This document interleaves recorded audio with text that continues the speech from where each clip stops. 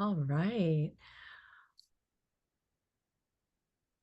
I'm going to wait to hear that it's being recorded because I haven't You're heard that. good. Oh, it is? Okay, perfect. All right. Well, welcome. Welcome, everybody. Thank you so much for taking some time out of your weekend on a Saturday to be here. My name is Cassie. I am super excited to present this topic for you today. Today, we're going to be talking about cooperative care for low-stress veterinary procedures, which I think will tie in really well with Phoenix Landings next month when you get to hear from a vet. And, for me, what I'm hoping is that in this hour together, that this hopefully inspires you guys to think a little bit about the cooperative care behaviors you are already doing with your parrots, some that you might want to do with your parrots. And my hope is that this inspires you and gives you some ideas of the steps to take to get there. So let's dive right in. Just a little bit of background for anybody that I have not met before. So I got my start with a company called Natural Encounters, and they do the outdoor free flight bird shows at Disney's Animal Kingdom in Orlando, Florida. So that's what brought me to Orlando from New York back in 1998. And I started working at the bird shows at Animal Kingdom 2 weeks before it opened to the public. Actually, I was thinking, why is today significant? And it was April 12th in 1998 when I first started. So this is a significant day for me. So while I was there for 22 years up until 2020. And most often you would find me at the Flights of Wonder show, as it was called, which was a mixed species free flight bird show. I also helped out with the macaw show, which was the macaws that fly around near the Tree of Life. And when I wasn't there, I was traveling. So I got to do a lot of traveling, setting up outdoor free flight bird shows in zoos all across the country, which was really fun and exciting with all different types of birds. So lots and lots of experience. And my passion really was always the teaching part of things. I really was so grateful for the opportunities I had. I wanted to teach the new trainers that came into the company, but the company also does and did these workshops for companion parrot owners, for zoo professionals, and I had the opportunity to be a team leader in those workshops as well. So teaching is something that I've always been really passionate about, and I'm super excited to be able to continue doing that. So then in 2020, that's when Awesome Animal Solutions was hatched. So that's when I left NEI. And since then, I can't believe it's already coming up on 5 years. These are just some of the organizations that I've been collaborating with. So I do virtual training with zoos. So I'm working with a few zoos right now. One is doing an outdoor free flight bird show. Another one, I'm helping them with some giraffe and a sloth. But I also do a lot of teaching just like this for organizations like Phoenix Landing, Sugar Creek. And I also do one-on-one consulting with companion parrot owners. So I have quite a few people just like you. Some of my clients are actually on this call today, and some of them you'll even get to see in the presentation. So yeah, just super passionate about helping people help their birds and help their animals to achieve the behavior goals that they're looking to achieve and to get through any behavior challenges that they're having. So why is this topic important? So why is it important to think about and talk about voluntary medical? And in the professional world, we also call these husbandry behaviors. When we're talking about husbandry, we're talking about, the general care, cleaning, enrichment, medical care, that's all kind of called husbandry. So for me, one of the reasons why I find cooperative care behavior so valuable is that we have learned a lot in the past many years about the link between stress and illness. We know that when we are stressed, it can cause illness. And we know that if we have an illness and then we're stressed, it can make that illness worse. So if we have a bird that's already showing signs of some sort of illness and we decide it's time to bring in the veterinarian, just getting that bird that's already immunocompromised to the veterinarian and having that bird go through all of the procedures that we can anticipate the bird will have to go through, that's added stress, right? So if we can train some of these behaviors at home and have our birds voluntarily participate in these cooperative care behaviors, that can really bring down the stress level at the vet clinic. And for those of you that are taking your birds to the vet for nail trims or beak trims, it can also save you some money if you teach your birds to do it at home. So for me, whenever I'm thinking about the care of birds and animals, I'm always thinking and understanding that it's always a holistic approach, that all of these different things sort of come together to create wellness and well-being, physical, mental well-being. And when I was going into this and started my own company, I came up with these 5 sort of main areas that I thought were all combined to create wellness. And when I joined the ZAA, the Zoological Association of America, I was really happy to see that their 5 welfare domains lined up exactly right with mine. And when we look at the talk that we're going to do today, we're talking about cooperative care and voluntary medical behaviors. 4 out of the 5 of these welfare domains are going to be hit when we decide to do cooperative care training with our birds. Because we're training our birds, then nutrition is involved because we're offering high value food rewards, but we're offering them contingent on moving, which hits that physical health component, right? And they're contingent upon behavior, they're learning. And when they're learning new things, that's also hitting that mental health component. So anytime we're doing one-on-one training with our birds, we're hitting these 4 things. And that is exactly true as well when we're doing cooperative care behaviors, which can be so valuable in so many ways. So when we're thinking about cooperative care behaviors, I'm talking about voluntary. So I like to just take a moment to think about what does that truly mean when they're doing it voluntarily? Because sometimes I'll work with a client and they'll say, well, I can trim my bird's nails, or I can towel my bird, or I can put my bird or get my bird into a carrier. But I always ask, but what is it from the bird's perspective? Is it voluntary? Is the bird doing it because they want to? So voluntary, of course, we're talking about because we want to and not because we're forced to.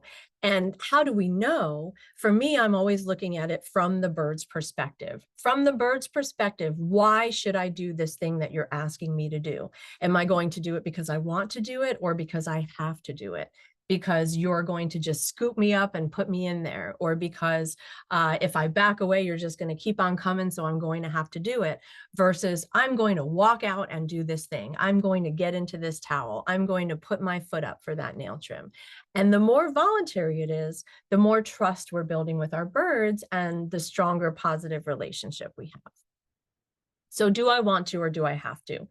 For me, the other reason why I think it's so valuable and so important to train with the most positive, least intrusive, effective strategies above and beyond building these strong relationships with our birds is that we know that there are scientifically proven detrimental side effects that are associated with using aversive strategies.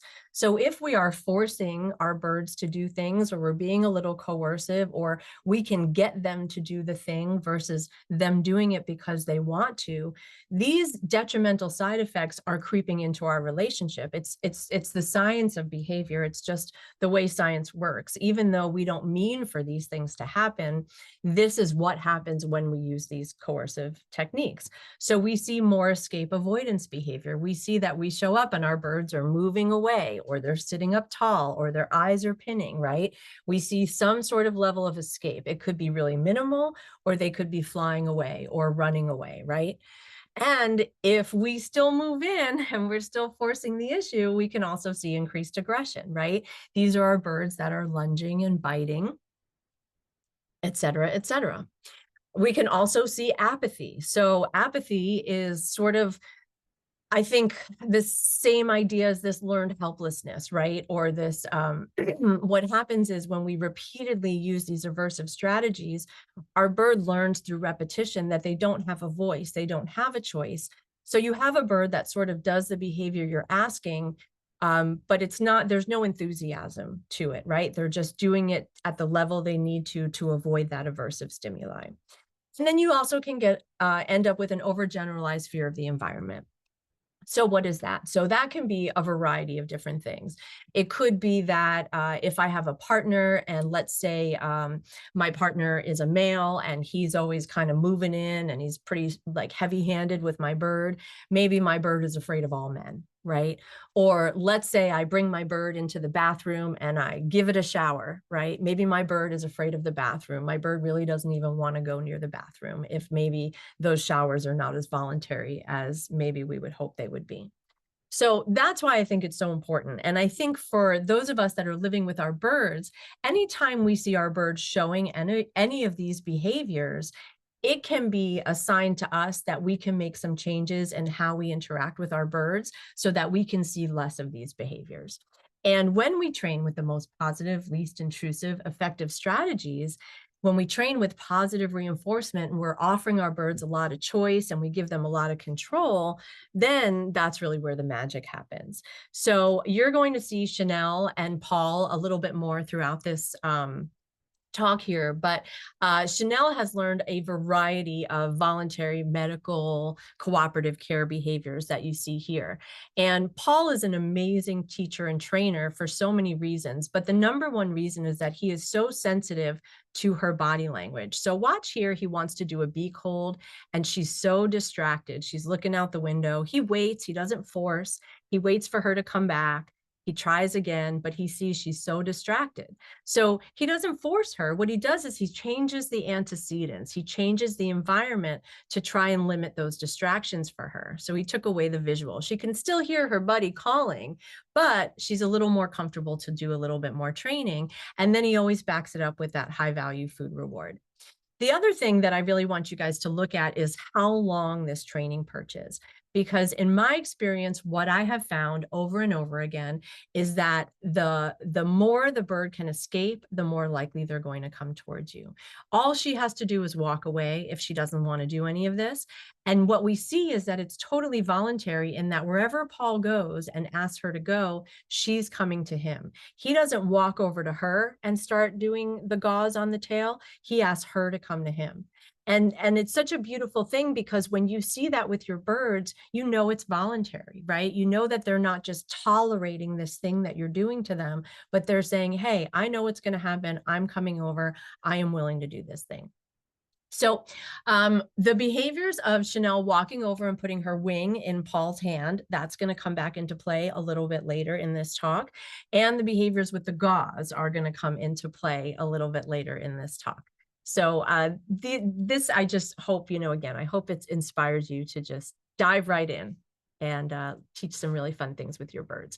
So when I think about voluntary medical behaviors, cooperative care behaviors, this is not the full list. There's other things in here, right? There's things like accepting injections. A big talk right now is animals doing voluntary blood draws. And is that even possible with a bird? And what might that even look like, right? But they're doing these things with a lot of other animals in a zoo setting.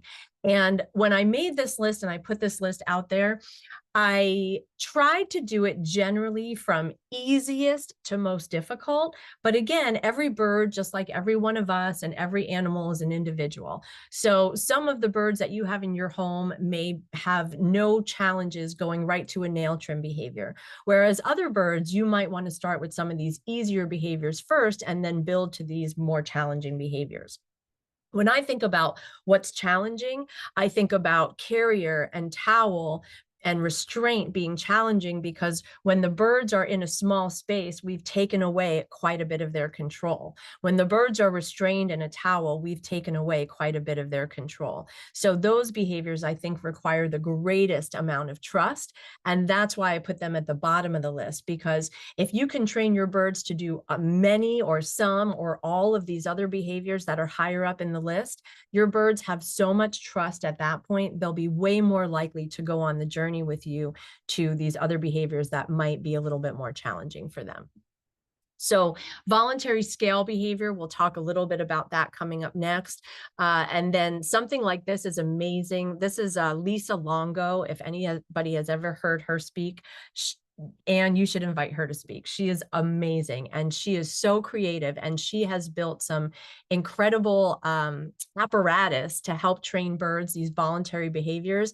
And it's been really, really cool. I just saw her speak and it was truly inspirational. But syringe training, man, that is super valuable, right? Training for stethoscope, that can really help at the vet office. And it's fun, I think, for us to hear our bird's little heartbeat. Voluntary nail trim, man, this one can save your arms, can save your shirts, can save your pocketbooks and your wallets. And to have to restrain a bird to trim their nails, they're so smart. You can do this very easily. Training them to put their head into a cup for anesthesia can be really neat and very helpful. Carrier training, I think, absolutely is a must. And because how are you going to get your birds to the vet, right? And then again, moving down to towel and restraint, right? So why scale train? I think that scale training for me is one of the simplest behaviors you can train your bird. You're simply station training them, and that station happens to be a scale. And in doing that simple behavior, you can build trusting relationships because you're starting that one-on-one training, right? You can do it with target training. You can do it in a variety of different ways, but just that one-on-one training is really what builds those trusting relationships. And it's so much more valuable to our birds than just hanging out. Because we have to remember, parrots are some of the smartest animals out there. So the opportunity to think and learn new skills is really, really enriching for our birds. It also gives us a healthy weight range for our birds. We'll get to know how much our birds generally weigh in the winter versus the summer. And that can really help us because, especially, let's say our veterinarian says your bird is overweight, which happens quite often. This is a way for you to see how you're doing at home with the changes that you're making to see if your bird is losing weight. If you have a bird that is dropping weight, that is usually a first indicator that that bird needs medical attention. And, birds, parrots, birds that are prey species, right? They say that they tend to hide their illness, right? Because it's not a good survival strategy to be ill and show that you're ill in the wild. You'll be more likely to get picked off, right? So with our birds, quite often, sometimes the first thing that you'll notice is that their weight is dropping and dropping and dropping. And that can be a sign that maybe it's a little problem and you can get that weight back on. But if it's continuing, you really want to get medical attention. Again, when your birds are looking like this, if they're spending too much time sleeping, if they have the droopy eyes, if they're fluffed out more often than not, if they're only perching on one foot, if they just look really fluffed out, if their feather condition is not right, if you're starting to see sores on the bottom of their feet or their cloaca, their vent area is not looking good, this bird definitely is in need of medical attention, right? This bird's got to go.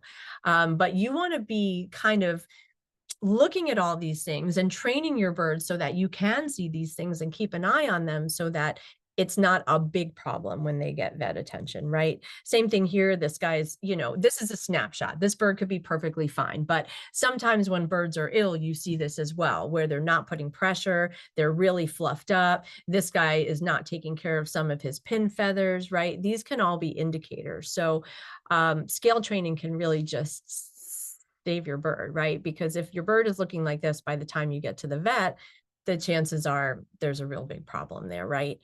One thing I think is worth considering and knowing and understanding, not saying you have to memorize this number.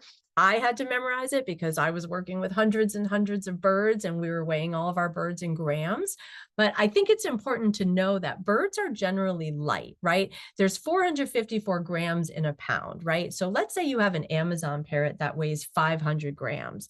If that bird, you weigh that bird every day, let's just say, we weighed our birds every day because we were doing outdoor free flight. You might weigh your birds once a week, maybe a couple times a month, maybe once a month.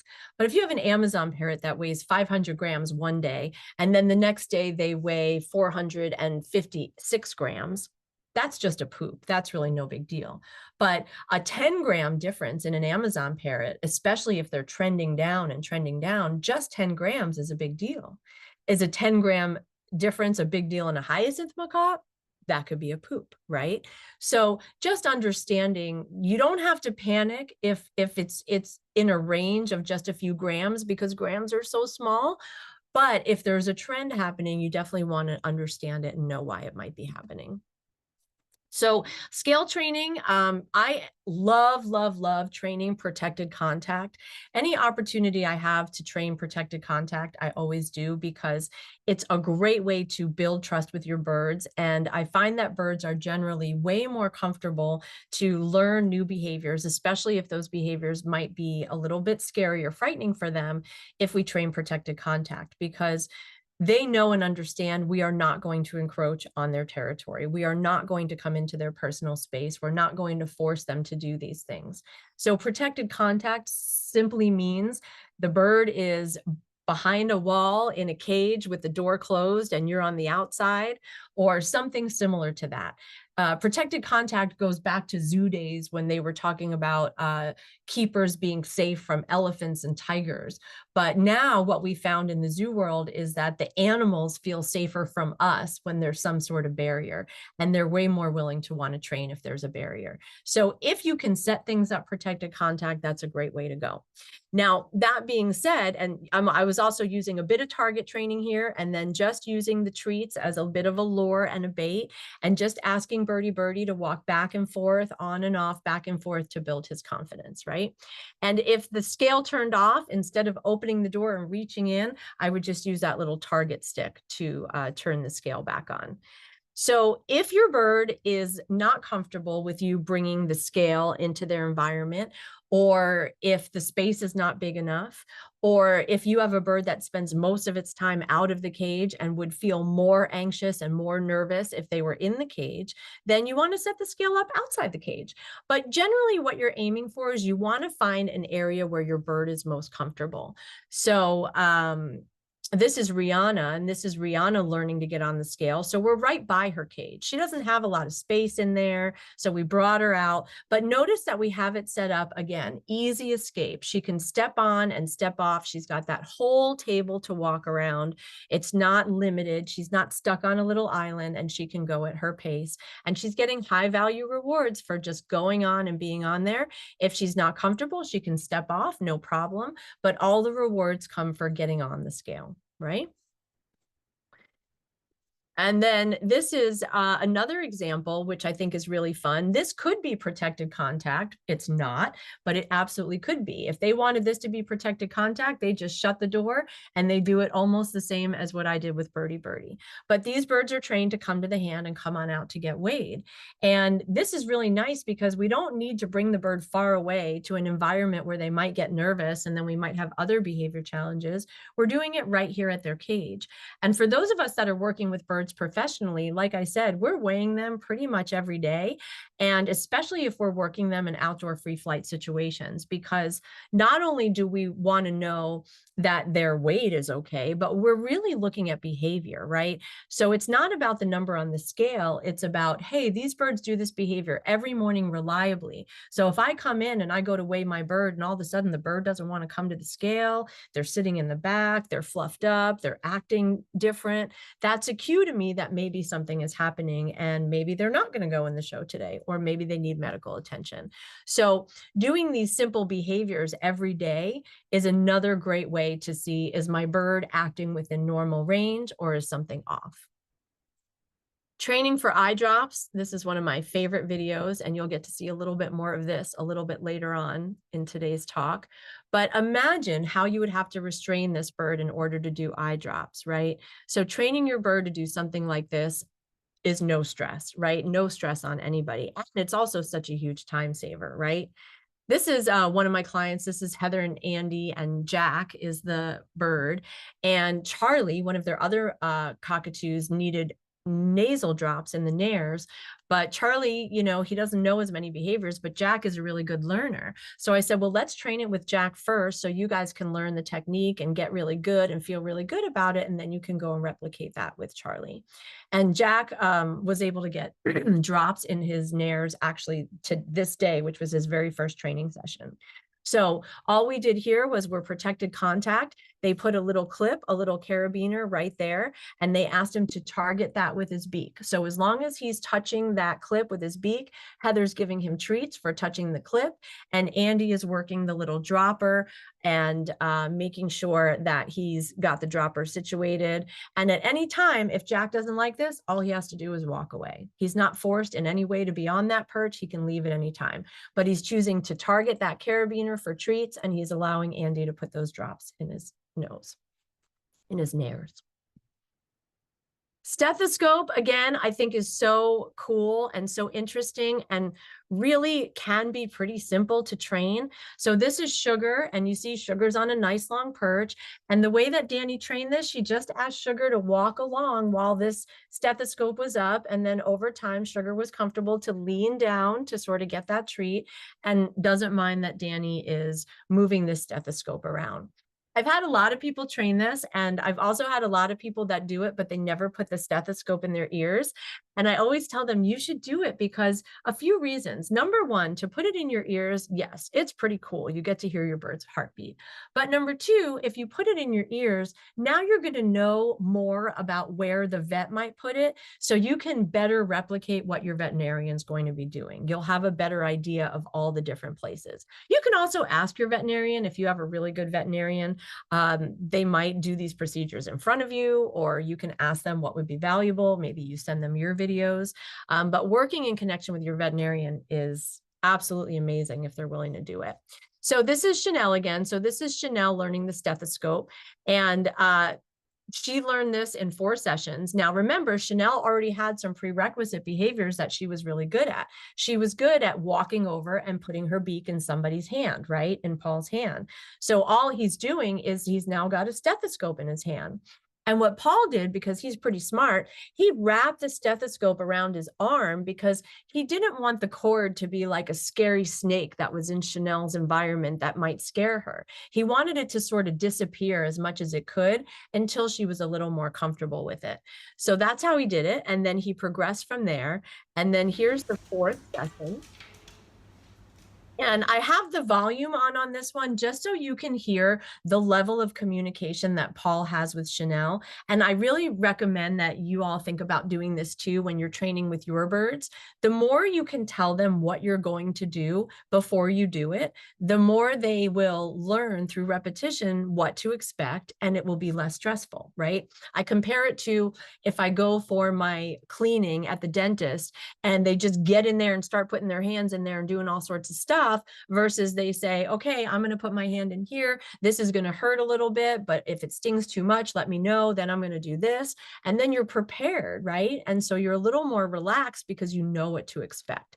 And also too, when you notice and you watch this, some of it is a cue. He's telling Chanel what to do. He says touch, and that's her cue to move in.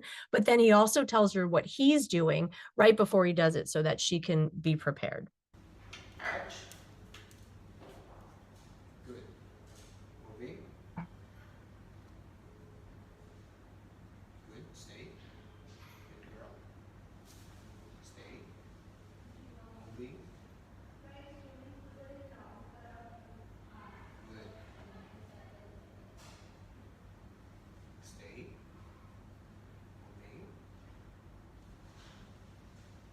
Moving. Good.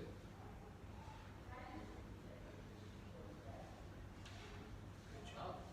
Okay, touching. Good. Stay. Moving. Good. So really nice level of communication, touching, moving, stay, right? Just that steady flow.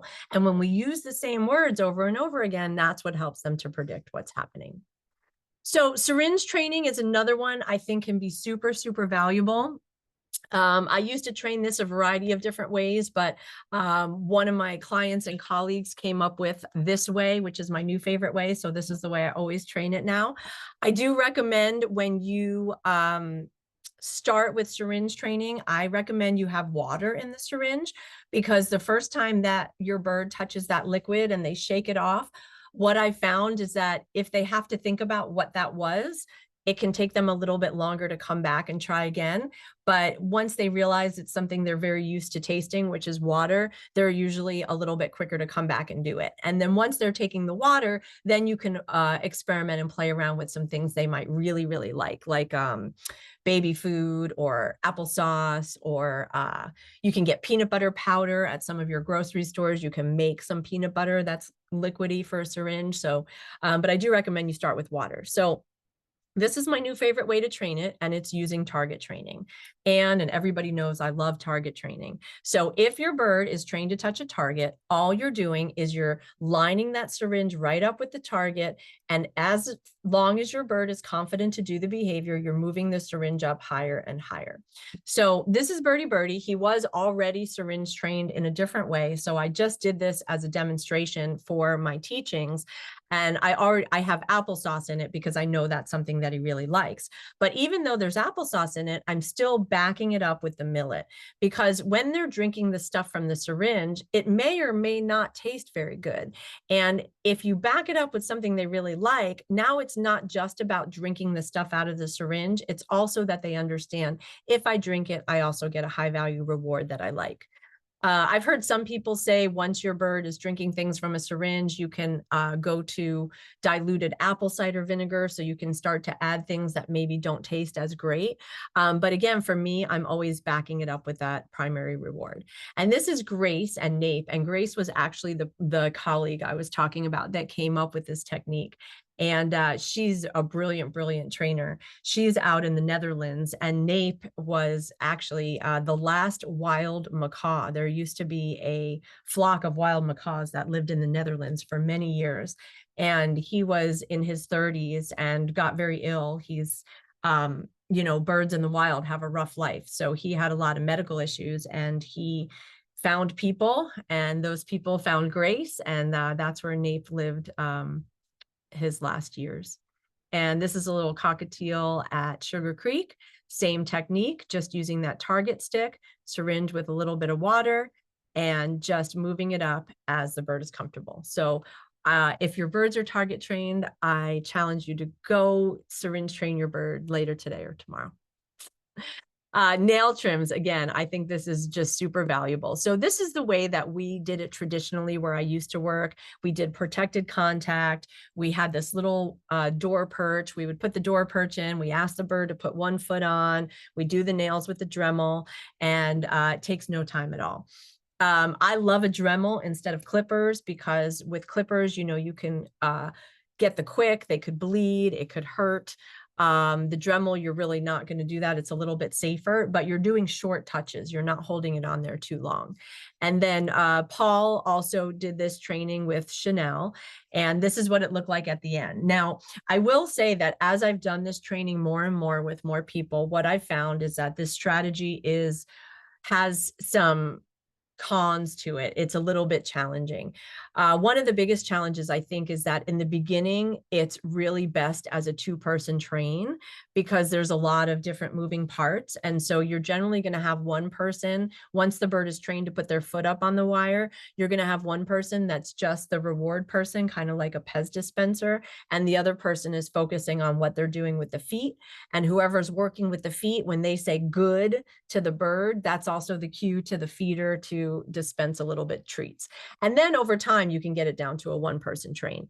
But we don't all have a second person to help us train, right? Some of us are single. So what do? This is the way we trained a toucan. And I've been using this strategy now with parrots as well. And it seems to work a lot better.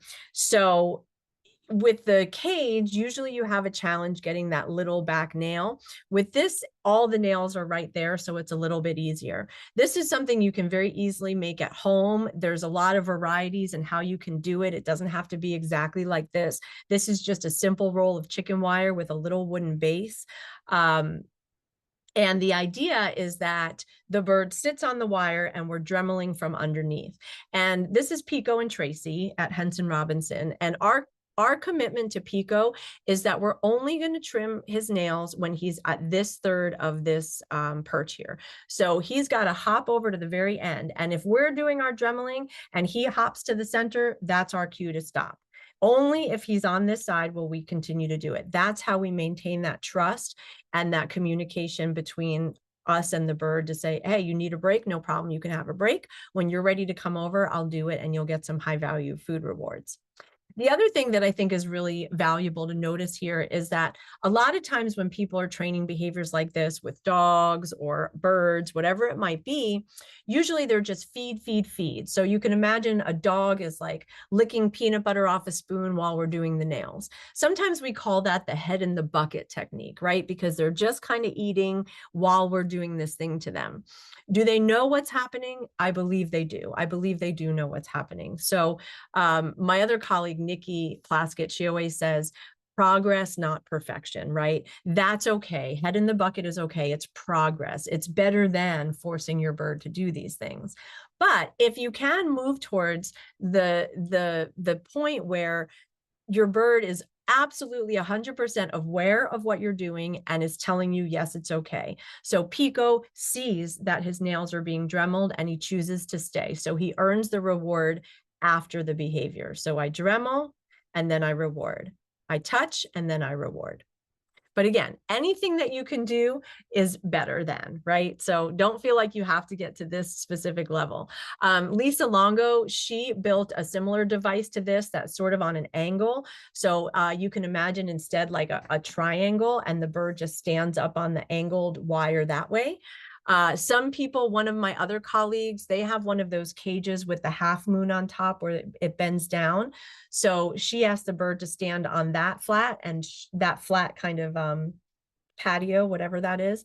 And then she dremeled from underneath that way. That worked well too. So just get creative with whatever setup you have. It's not that you have to do this or that exactly the same way.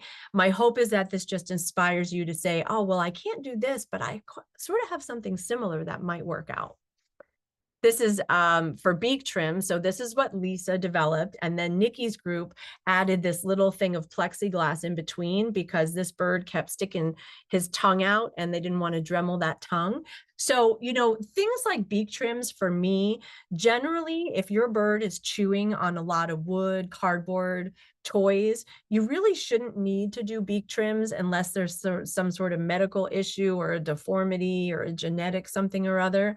But if you do, you can still train it voluntarily if you can get a little bit creative. So this is a pretty cool device that they built. Then one of my clients, Elaine and Kamala, who you will see featured more during this talk, and I think Elaine might be here today. This is the way they did it. So again, for me, what I love so much about this is Kamala has this giant play gym right off the side to her, and she chooses to walk down here and come all the way to the end for these little treats. I also love, I don't love that Kamala is naked, but unfortunately Kamala had a very, very, very, very, very, very hard upbringing. She was one of these birds in a terrible situation in a small cage with only people food for the first many years of her life and a smoky environment. I mean, all the things that you want to rescue a bird from. So she's living the life now. So she still has some feather issues that we're working through. They may or may not resolve, but she's still a great bird. And because she has some feather loss, you can see she's got a crop, right? So I love that too, because she's not doing this because she's super hungry or anything like that. Now she is getting high value food rewards, tiny little pieces, and she's happy to do this for tiny little pieces because she's also spending really quality time with Elaine. And you saw there, she stepped in even further towards the Dremel. So that's how we can see that this is truly voluntary, which I absolutely love. Okay. Carrier and shift training. I will tell you that if you train your bird into a carrier or a crate, and the only time they go in there is to go to the vet, they're probably not going to love that crate very much. But if they go in it and they get to just hang out outside with you in the carrier, or go on a little car ride, or go somewhere fun, or even just spend time in a different part of the house with you, then they're going to be more willing to go into that carrier more often. When I was a team lead back at Natural Encounters, when we did our companion parrot workshop, you know, we always wanted to tackle that behavior of my bird won't go home, my bird won't go back in the cage. So this became my passion project, and I loved training this. Any opportunity I could with any of the birds, if anybody in my team was interested in this, I loved to train it. So this was one thing we came up with for fun one time with this Amazon parrot. And really the idea behind it is that not only can you teach your bird to go home when it's time, if you really want to, you can even teach your bird to close the door, right? Do we need that? Not necessarily. Also, we would pull that string. We wouldn't leave that string in with the bird if that bird was actually spending time in a cage. But it's really so valuable to teach your birds to voluntarily go into these carriers because, again, it makes things go so quickly. It saves time. But again, it's low stress. The bird is clearly doing it because they're happy to do it and they want to do it and they're willing to do it. And if they can predict, not only do they get high value food rewards, but they get to go somewhere fun or do something fun, then that's also adding to them wanting to go in the carrier. I also prefer bringing birds to fun places in carriers versus harness training. I think harness training is probably the most challenging behavior to teach. And if you can imagine it from the bird's perspective, they're really feeling that thing on them. They're constantly feeling that restraint, which is pretty uncomfortable. So this is Birdie Birdie. I started with target training, but I also did some really good antecedent arrangement. This toy up here, this mirror perch, is his most favorite toy. So I strategically put this up high in the back, hoping that once he went in there, he would get really comfortable going into the back, which would help me know that he was comfortable in the carrier. So you notice here, I was using the target, but then he saw his toy and I didn't need the target anymore. At that point, I just needed to stay out of his way and not interrupt him. And I try to offer him some treats. He says, sure, but I really want to go up to my favorite mirror. And Birdie Birdie, I would use this cage on a daily basis. He would go sit outside during the day in that nice big cage. So over time, he was happy to go in. And the other thing too that I did is because he was getting a healthy diet, I took the less healthy, as I call it, crack seed mix with all the, the seed mix that you get at the store. And he got a little pinch of that every time he went in that cage. So it got to the point where he couldn't wait for me to open the door because he just wanted that little bit of seed. And this is Sugar again outside. So when we're doing outdoor free flight, the most important behavior in any outdoor bird show is that your bird goes home, right? Because you want your bird to be safe. You don't want them to end up being taken by a predator. You want to be able to take out the next bird in the show, and you want to be able to go home to your family at the end of the day. So this is Sugar coming outside after not only did she have to learn to go in the carrier, she had to learn to be comfortable in the carrier with the door closed. Then she had to learn to be comfortable in the carrier while it was moving. And now in this new environment, the first thing we do before we do anything else is make sure that she will voluntarily go back in. If she won't go back in on her own, that's the way we spend the whole rest of the session. And what does voluntary look like, right? Voluntary looks like what we see in that she leans in, right? So I'm just going to speed up a little bit because those of you that have heard me talk, for me to fit a topic in 1 hour is very hard for me, but I'm trying my best. Again, I really love teaching and sharing information. All right, Sugar. Great. So voluntarily, she moves in. We're not moving the perch to her. We just bring it up, let her step up, and she's already leaning in. She's already saying, yep, I'm good. That's where I want to go. That's what we're looking for, voluntary body language. This is another colleague and friend of mine. Her and her partner have this little bird, Sunny, and Sunny doesn't like her, but likes her partner. And she still wants to be able to clean Sunny's cage and do things that she needs to do with Sunny. So she came up with this super smart idea. She has 2 identical cages and she butted them up right to each other with the slide door, the food bowl door, as a guillotine shift door. So she's just training Sunny to shift back and forth, cage to cage. And then you'll see in the back, the guillotine will start to open and close like a little shift door at a zoo. She works in a zoo, so she had this idea. And now she can easily ask Sunny to move into this cage and clean the other cage and then move home. Or if she needs to take Sunny to the vet, she can just shut the door and pick her up and away she goes. So really, really helpful. So again, just thinking outside the box, how you can accomplish these things. All right, moving on to towel and restraint, which is something that I'm really excited to share with you. This is Nancy Forrester, who is amazing. She has been doing parrot rescue for eons in South Florida, and she is really good at toweling birds.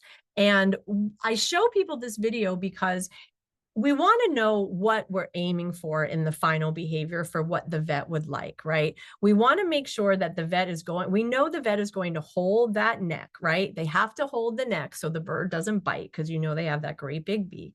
And the vet's going to want the bird in some sort of birdie burrito where the feathers are tucked in and the tail's in and it's nice and great, right? So Nancy showed this technique for us with a bird that's pretty good at being restrained. When you watch that whole process, you don't really see a lot of stress, right?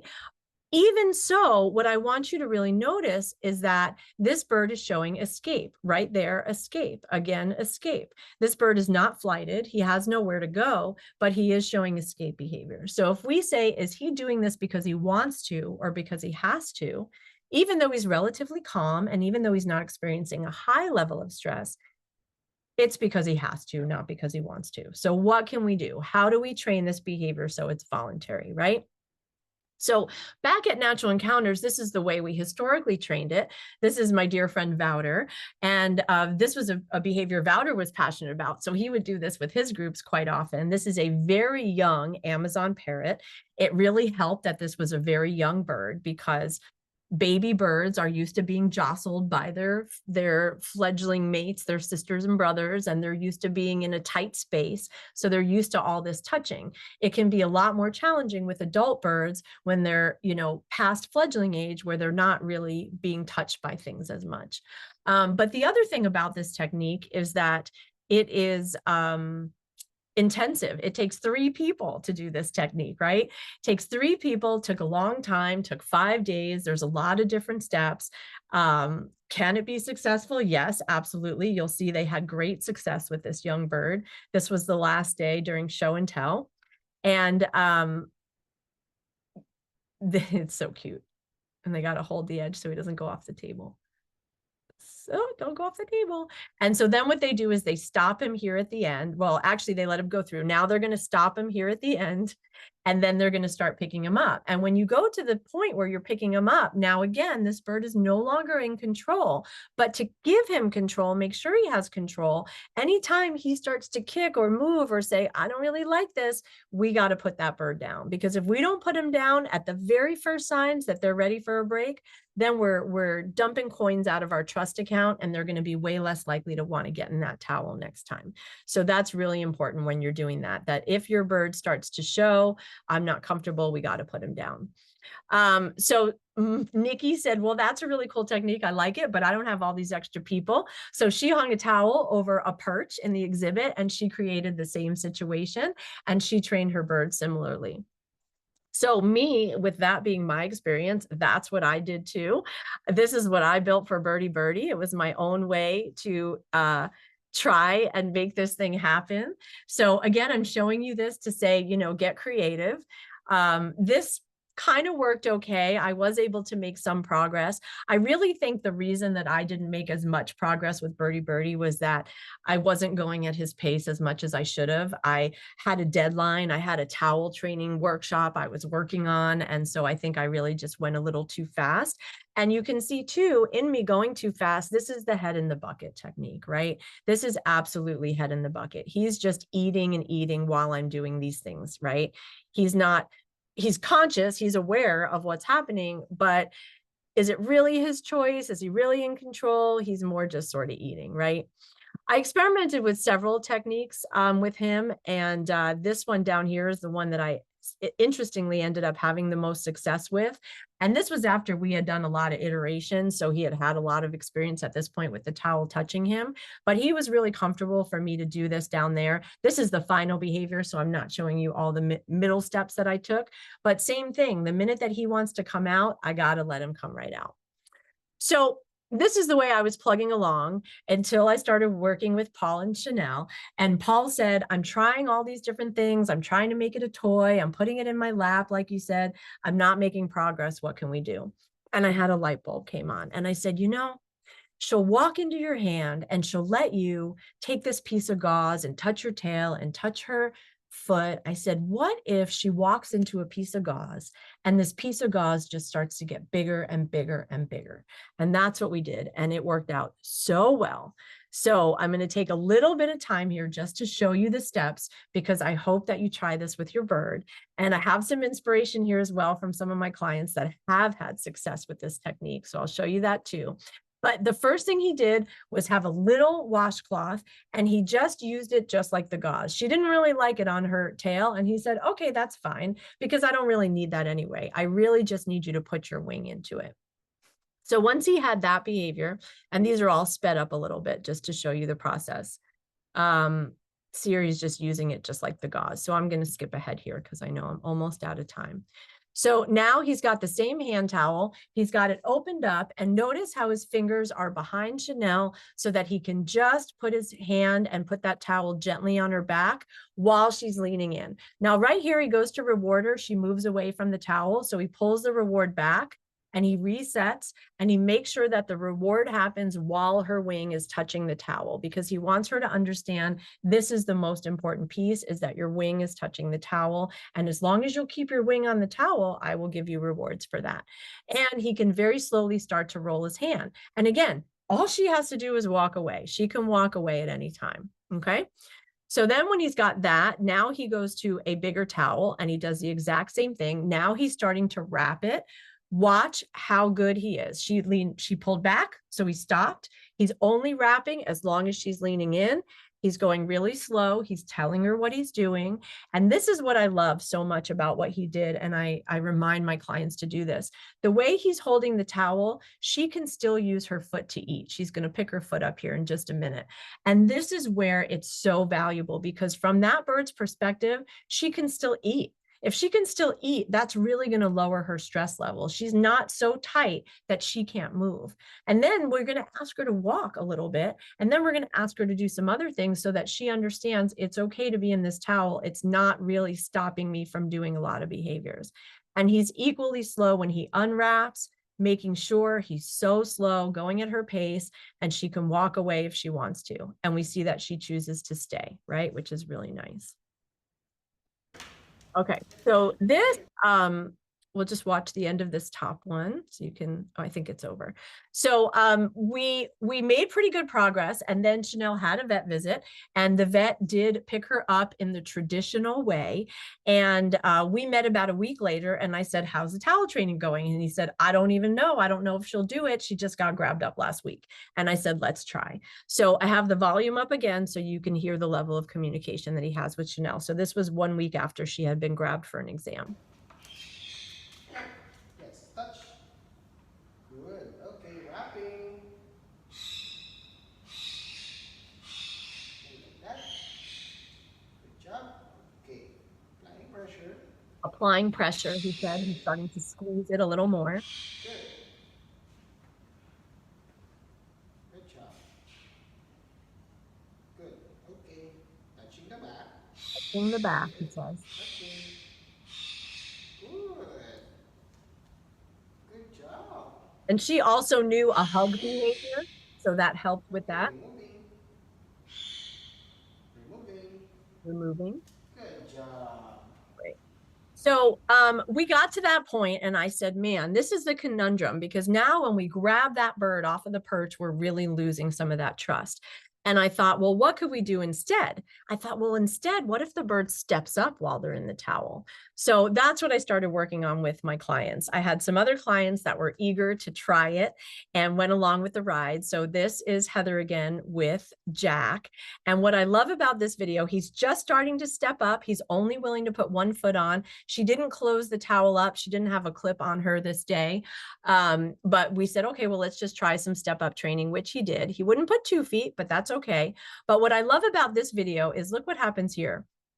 And I saw that and I went, oh, we just took all these withdrawals from the trust account. Meanwhile, he didn't seem to care. And I thought, whoa, I wonder if he's going to get back in the towel. And watch what happens when she brings the towel up. She brings it up and he walks right in. He says, no problem. I'm going to do it again. That's how we know we're going at the bird's pace. And that's how we know we're on the right track. This is Danielle and Alpha. She just sent this to me like last week. Danielle put some Velcro on her towel. So she's using Velcro to close it up for Alpha. And she's just at the point now where she wants to teach Alpha that he can walk a little bit in this towel and it's okay. And then once he's comfortable with that, we'll start asking for the step up. When I've trained this, generally the bird is not willing to step up while in the towel right away. So once they're comfortable in the towel, I take it off. I ask for some step ups without the towel, build some momentum, and then put the towel and try a step up right after that. That's what we did with Elaine and Kamala, and it worked out wonderfully. So this is the final behavior with Elaine and Kamala. Notice here, Kamala, she wants her to turn her around. She doesn't touch her tail or move into her space. She gives her the cue for turnaround, which is just so beautiful. And she uses, I think she's using a little kind of, I think it's called an alligator clip, one of these little clippy things. That's how she's clipping the towel. You can use a clothespin, right? Something simple that's easy to clip. Again, she holds it up high, and Kamala did really great with this. And Elaine brought Kamala to a vet visit not too long after this. And they didn't do this at the vet, but they did some other stuff. And the vet was really impressed with how calm Kamala was. And Kamala was even willing to do some other behaviors for the vet after the vet had grabbed her up for all these procedures. So it's really just warms my heart so much to be able to see that this does have real effects for the birds and their welfare. So really, I love celebrating Elaine and Kamala so much, because Kamala is just the luckiest bird, you know, to have Elaine, and Elaine is just doing such amazing things with her. And Kamala is so eager and excited to learn. We just started this, so she's starting to teach for eye drops, just like that other bird. And she did this behavior, which is so great. She taught her Hold it. hold for Hold it. Hold it. Wings up. Hold it. Other wing. Hold up, up, up. Hold it. Good girl. Nice. Hold it. Hold it. Good job. And then we met on Monday and we talked about the stethoscope, and she said, yeah, she's stethoscope trained and she'll do the stethoscope. But see, notice the little bit of challenges. She's not afraid of it, but she's using her foot, she's using her beak, she's doing her head turn. She's like, should I turn my head into it? I'm not, you know, Kamala is really playful and experimenting in things she can do because she loves training and learning so much. I said, Elaine, this is the value of that head hold. Ask her for the head hold. She's distracted here, but she'll come back in a minute. Okay, there, she's ready for the head hold. And now do the stethoscope, and look how much easier it is. So this is kind of along the lines of some of the stuff that I learned from Lisa Longo, where if you can teach your birds to hold in some sort of position, then they understand, I'm going to hold here and you're going to do these things. And if I don't want you to do them, I'm just going to stop holding. I'm going to pull my head out and you're going to give me a break. So it's a really great way to get some nice, clear communication with your birds. All right. So my goal was hopefully to inspire you today to see what's possible, and to hopefully go home and try it with your birds. If you do want some help, you want some support along the way, I would absolutely love to be on that journey with you. You can reach out to me. If you subscribe on my website, you'll know about all the different learning events like this that I do. So you can catch me teaching on a variety of topics. And if you want to do some one-on-one collaboration, you can email me or go to my website. I also advertise on Facebook what upcoming events I have going on. So thank you again for joining us today. And I know we are at 2 o'clock, but I am super, super happy to stay a little bit if Anne doesn't mind. Oh, no, we have all the time that you're willing to give us. So we're grateful. Absolutely. Well, inspiring indeed, Cassie, as usual. You're just a fantastic teacher. And these are all so fundamental to a bird's quality of life that I think this will be a very helpful recording for people for a long time to come. So thank you. Grateful. Well, I was just reading the comments, and I just saw that Elaine, where is it? Yeah. Yeah, she said her vet used the technique. Yes, that's great. So one bird at a time, making a difference, right? One bird at a time. If we can do it one bird at a time, that's really all it takes. So yeah, I'm happy to stop my screen share, and I don't know if anybody does have any questions. Yeah, we have some questions. And before we get started, for any IAABC members here today, your code word is words is low stress. So just email us at contact@phoenixlanding.org and we'll give you the CEU information you need to get your credits. So, okay. Before we even started today, somebody had sent in a question. I don't know if it's relevant specifically, but you know, a lot of veterinarians now take the birds to the back and they don't do it with the people. And that's for some, that's okay. And for others, you know, bird and or person, it's agonizing. So do you have any suggestions for how to deal with that if your veterinarian wants to take the bird to the back for procedures? And Yeah. I'm not talking about surgery, I mean like blood draws or nail trims or whatever. Yeah. Yeah, I think it's challenging because, you know, I've obviously been to the vet with my animals, and I think that a lot of the times there's for many pet owners, it's hard for them to see those things happen. And the vets have learned through experience, it's easier on everybody if they take the animal away. Right. So I think trying to build a relationship with your vet and have a conversation, and maybe, again, if you can take video and show your vet what you're doing at home and show them what you'd like to try and tell them, you know, sometimes that can be really helpful. I know there's a few people on this call, Bonnie's on this call, and her vet and her work really well together. So, you know, I think it's just a little bit about relationship building and seeing how far you can go with them in that way. Or just to ask. Sometimes we just need to ask, can I stay with my bird, please? I won't freak out, I promise. Can I stay with my bird? Yeah. Can we try it? Can you give it a try? You know, things like that. So, because the other thing too that I've learned in my professional life is that the birds are generally less stressed when there's a known caregiver there, Exactly. as long as that known caregiver is really calm. If the known Right. caregiver is freaking out, that's not going to help. Doesn't help. Right. But if you're that source of calm and norm, that can really help the bird stay calm too. Agreed. So it's a situational, individual kind of question. But I know a lot of veterinarians now prefer to have all their equipment in the back and this and that. And it's becoming more of a standard thing to take the birds to the back. So I always ask, can I go with you or can you do it here? So don't be afraid to speak up for your birds. Yes. Your And birds' interest. yeah, and Bonnie put in the chat there what's going on with her, you know, and for those of you that, I mean, hopefully you're here because you're familiar with Phoenix Landing, but Phoenix Landing does a retreat that is very vet heavy, which is really special and really amazing. So I recommend you guys try and join that retreat, because having the opportunity to talk to the vets and meet vets and build that rapport can really help you to know what you can do at home so that you can all work best together.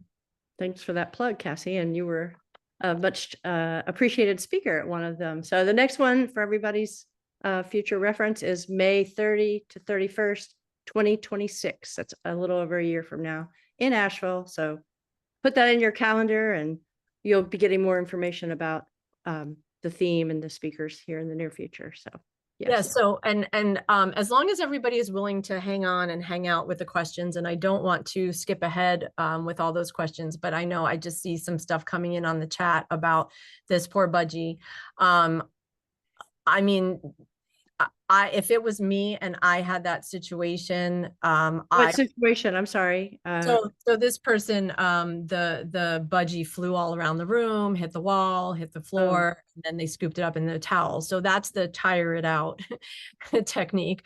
At the vet office? Is this at the vet office? So what I would do is I would ask the vet to, you know, please let me know, give me 5 minutes or 3 minutes before you're coming in.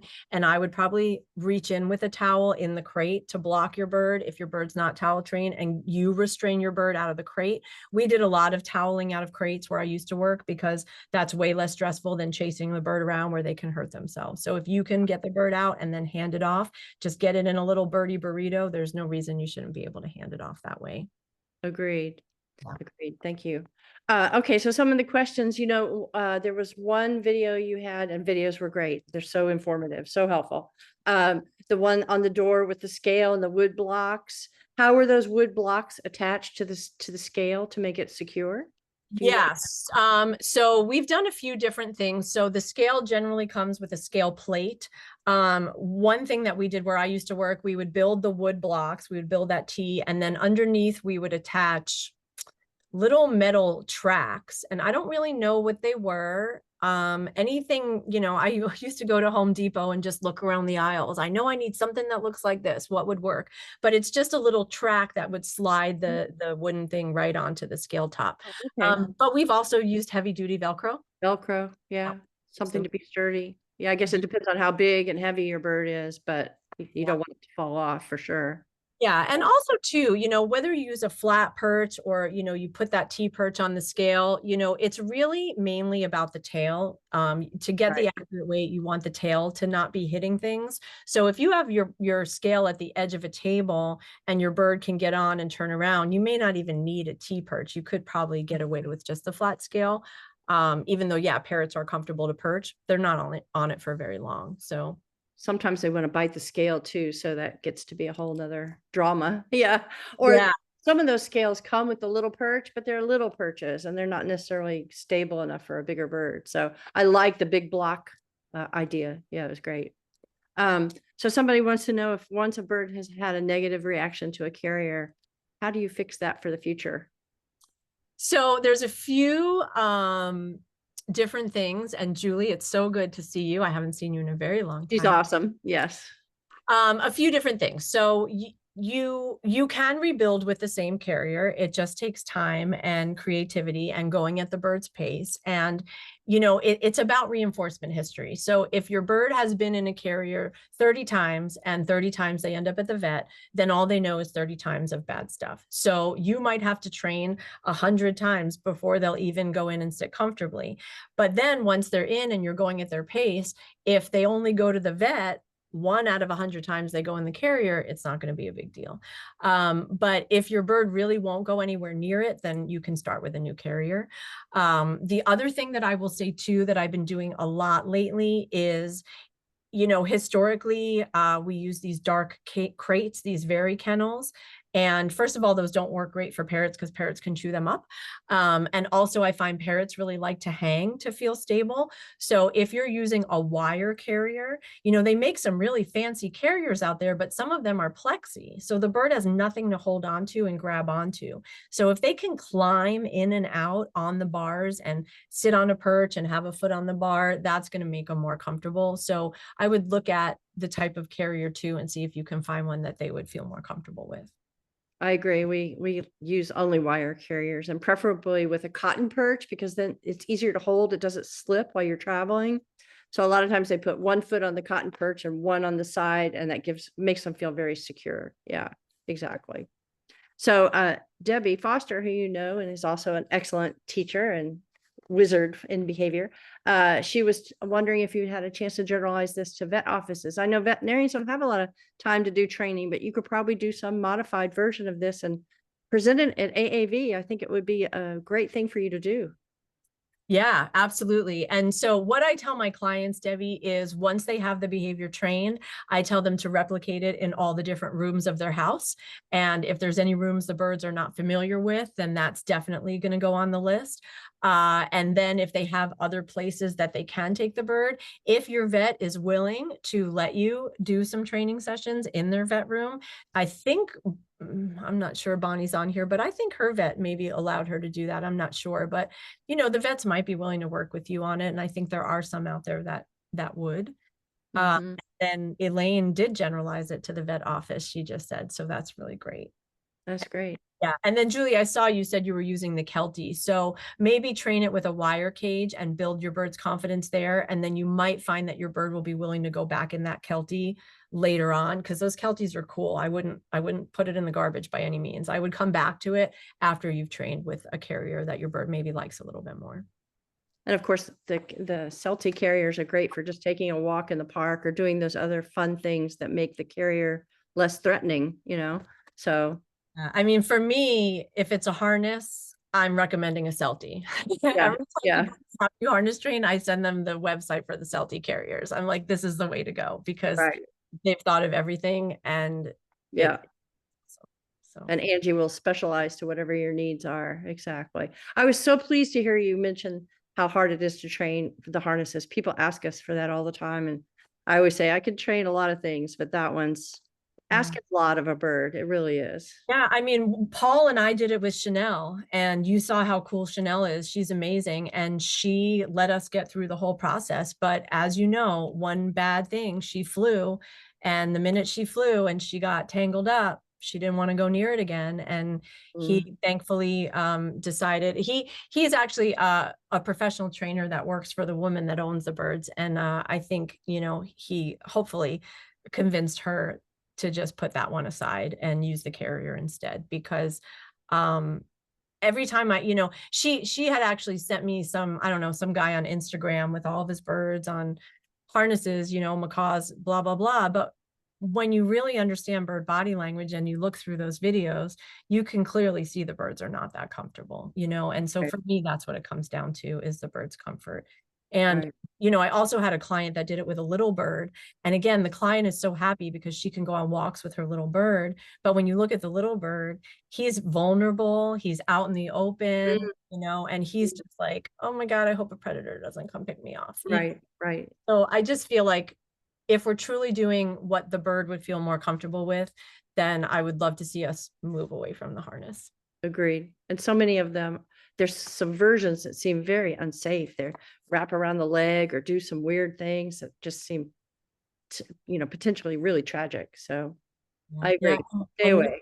People are cutting the equipment off their raptors now, so nobody's putting equipment on birds anymore. What's that mean? What do you mean?